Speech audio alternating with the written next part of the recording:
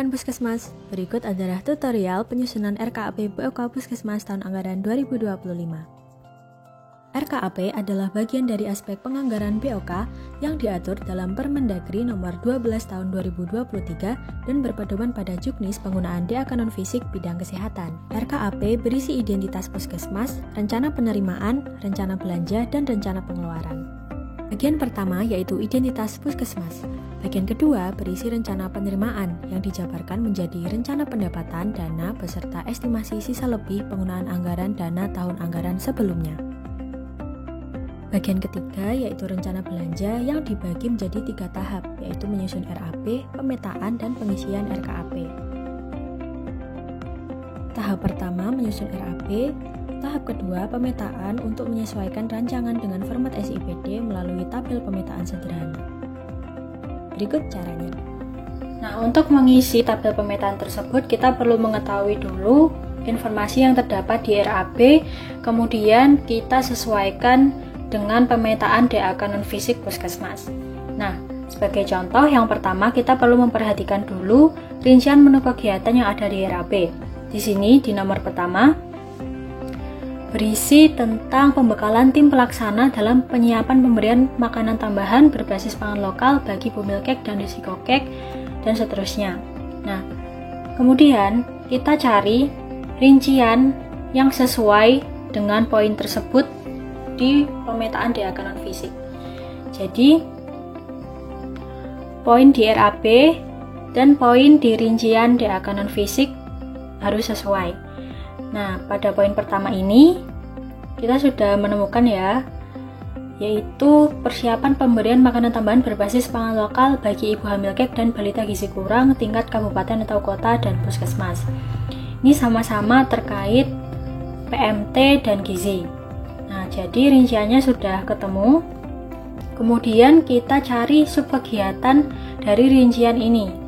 Nah, subkegiatan bisa dilihat di tabel kabupaten atau kota. Kemudian untuk kodenya bisa dilihat di sampingnya.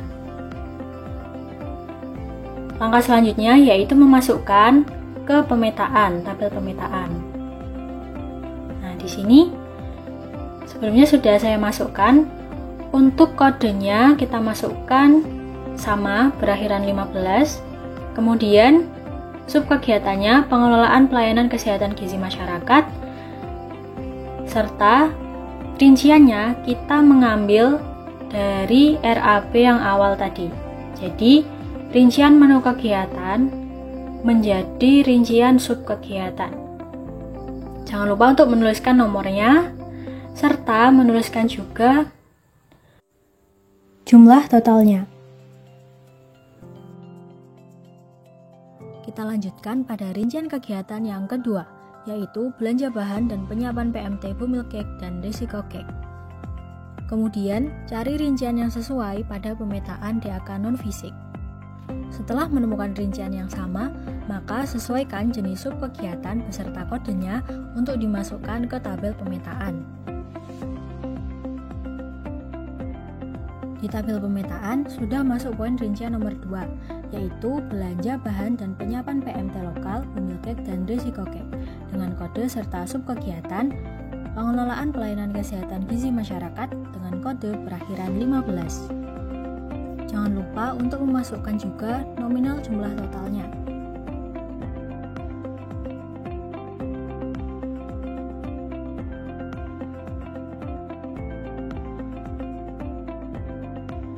Untuk rincian nomor 3 didapatkan dengan cara yang sama dengan rincian nomor 2.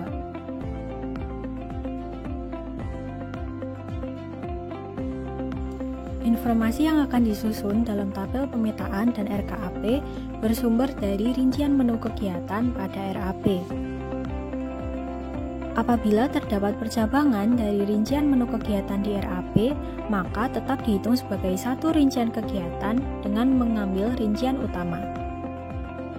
Untuk langkah selanjutnya masih tetap sama, yaitu mencari rincian yang sesuai, kemudian subkegiatan serta kodenya untuk dimasukkan ke tabel pemetaan.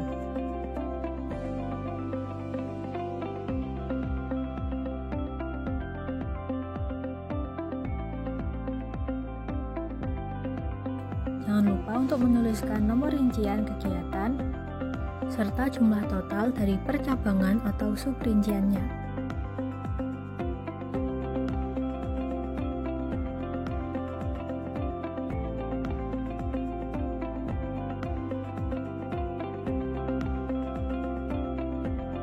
Kemudian, masukkan informasi yang telah didapat ke tabel pemetaan.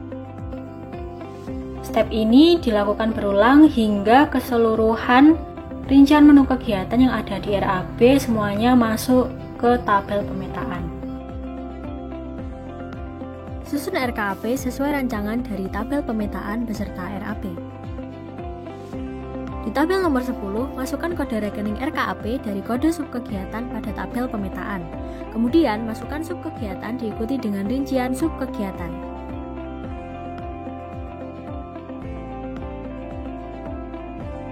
Untuk mengisi tabel nomor 11, yaitu uraian, diisi dengan memasukkan detail komponen pembiayaan dari RAP.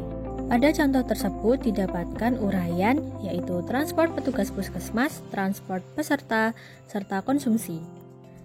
Lalu kalikan rincian di RAP berupa frekuensi, orang, kegiatan, dan lain-lain untuk mendapatkan hasil volume tabel nomor 12.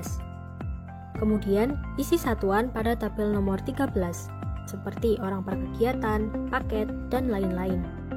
Isi satuan harga sesuai RAP di tabel nomor 14, serta jumlah box per poin uraian di tabel 15.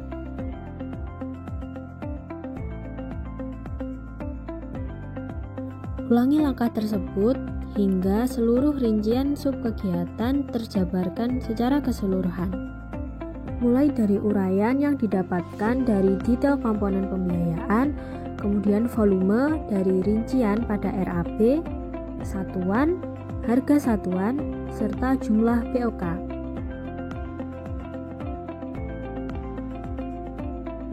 Jumlah POK perincian subkegiatan dapat disesuaikan dengan subtotal pada RAP.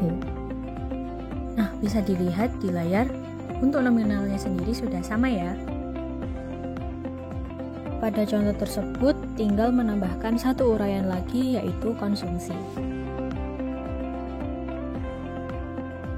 Lalu menghitung volume dari rincian yang ada di RAP,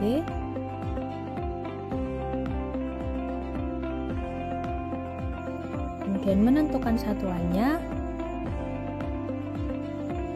serta harga satuan dan jumlah POK.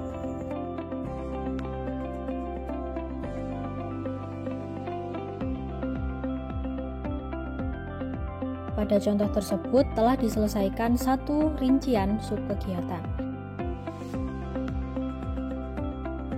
Contoh yang tertera pada layar yaitu masuk ke subkegiatan belanja bahan dan penyiapan PMT lokal, bumil cake, dan resiko cake.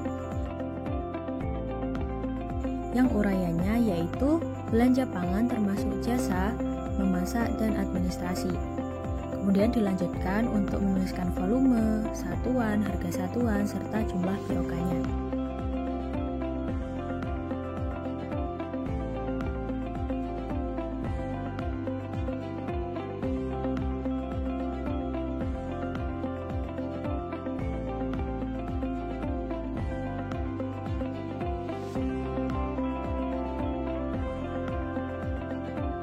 Di sini bisa dilihat jumlah POK sudah sama dengan subtotalnya. Langkah tersebut dilakukan berulang sehingga satu subkegiatan seluruhnya masuk dalam RKAP. Setelah itu, kita akan menjumlahkan atau mengakumulasikan POK per subrincian untuk didapatkan jumlah total per satu RKAP.